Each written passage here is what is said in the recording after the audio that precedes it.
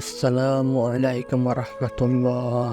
কিয়ামতের দিন মুসলিমগণ নবী সাল্লাল্লাহু আলাইহি ওয়াসাল্লামের হাউজে কাউসারে পানির জন্য সমবেত হবেন। এর পানি দুধের চেয়ে সাদা, মেশকের চেয়ে সুঘ্রাণ তীব্র, আর তার পাত্রগুলো আকাশের নক্ষত্রের মতো। সুবহানাল্লাহ। যে এর থেকে একবার পানি পান করবে সে আর কখনো পিপাসিত হবে না।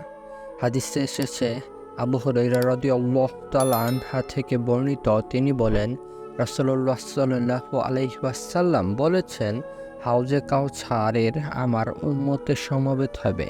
আমি অনেক মানুষকে এমনভাবে তাড়িয়ে দেব যেমন একজন উট অন্যজনের উটের পাল থেকে তাড়িয়ে দেওয়া হয়।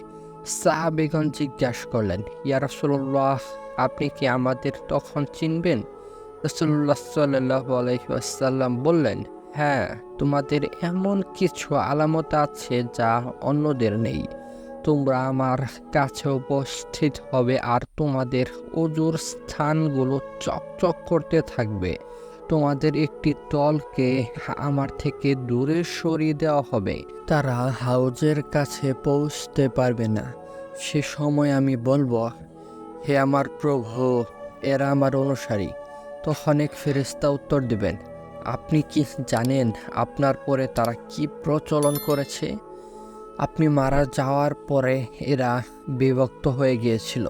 হাউজে কাউসারের মুসলিম উম্মাহ তখন সমবেত হবে। এ বিষয়ে আলেমের মধ্যে মতভেদ রয়েছে। অনেকে বলেছেন এরা ফুলসিরাতের পূর্বে হবে, আবার কেউ বলেছেন এরা হিসাব নিকাশ, মিজান ও ফুলসিরাতের পরে হবে।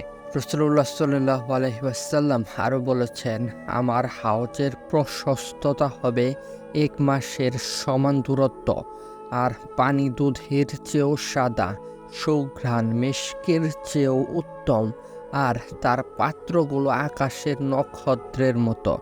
যে তা থেকে পান করবে কখনো পিপাসিত হবে না। সম্মানিত দর্শকবৃন্দ, আশা করি ভিডিওটি আপনাদের ভালো লেগেছে।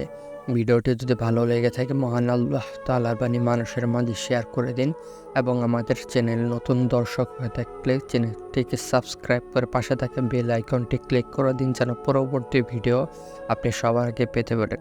ধন্যবাদ সবাইকে।